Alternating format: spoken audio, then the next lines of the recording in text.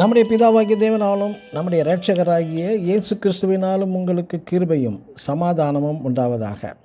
கிறிஸ்து இயேசுவுக்குள் அன்பான சகோதர சகோதரிகளே, இன்று நாம் தியானத்துக்கு ஏற்றுக்கொள்ள இருக்கிறதான வேத வசனம் பிலிப்பியர் 4:4.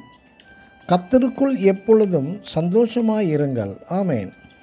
இன்று அநேகர் கிறிஸ்துவை தன் சொந்த இரட்சகராக ஏற்றுக்கொண்டால் நமக்கு நல்ல வேலை கிடைக்கும் என்றும், பணம் கிடைக்கும், சாப்பாடு கிடைக்கும் என்றும், சிலர் நமக்கு நல்ல துணிமணிகள் புதிதாக கிடைக்கும் என்றும், சிலர் வியாதிகளிலிருந்து விடுதலையும், கஷ்டத்திலிருந்து விடுதலையும், மன நிறைவோடு, மன அமைதியோடு, நல்ல மகிழ்ச்சியுள்ள ஒரு நல்ல வாழ்க்கை வாழவும் கிறிஸ்துவை ஏற்றுக்கொள்கிறார்கள். நல்ல காரியம்தான்.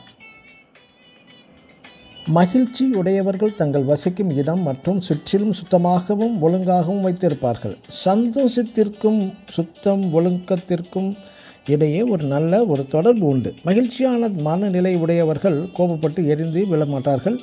அவர்கள் பேசுகின்ற வார்த்தை மூலம் மற்றவர்களை வருத்தப்படுத்தாமல் சந்தோஷமாக மகிழ்ச்சியான மனநிலை உடையவர்களாக விரும்புவார்கள். மகிழ்ச்சி உடையவர்களின் மூலம் அவர்களது முகம் எப்பொழுதும் மலர்ச்சியுடன், கள்ளம் கபடற்ற அழகிய சிரித்த முகத்துடன் இருப்பார்கள். இவர்களின் பேச்சுக்கள், வார்த்தைகள் எப்பொழுதுமே அமைதியுடன், சாந்தம் கலந்த நிதானமாகவே எல்லாவற்றிலும் செயல்படுவார்கள். இவர்கள் வீட்டிலே சும்மா இருந்தாலும் அழுக்கான உடைகளையோ கந்தல் உடைகளையோ அணியாமல் எப்பொழுதும் குளித்து சுத்தமான உடைகளையும் நல்ல ஒழுக்கமுள்ள ஆடைகளையும் அணிவார்கள். இவர்கள் வாயில் நெகட்டிவ் பேச்சு வராமல் நம்பிக்கை தரும் பாசிட்டிவ் வார்த்தைகளையே பேசுவார்கள். இது போன்ற மகிழ்ச்சி மன நிறை உடையவர்கள் சார்ந்த குணத்துடனும், குறிப்பாக மிகவும் தாழ்மையுடனும் நடந்து கொள்வார்கள். ஆம், எனக்கு அன்பான சகோதர சகோதரிகளே, கோபம், பொறாமை, எரிச்சல், ஆத்திரம், சண்டை, விரோதம் இப்படிப்பட்ட சுபாவங்களை உடைய மனிதன் சந்தோஷமாகவே இருக்க முடியாது.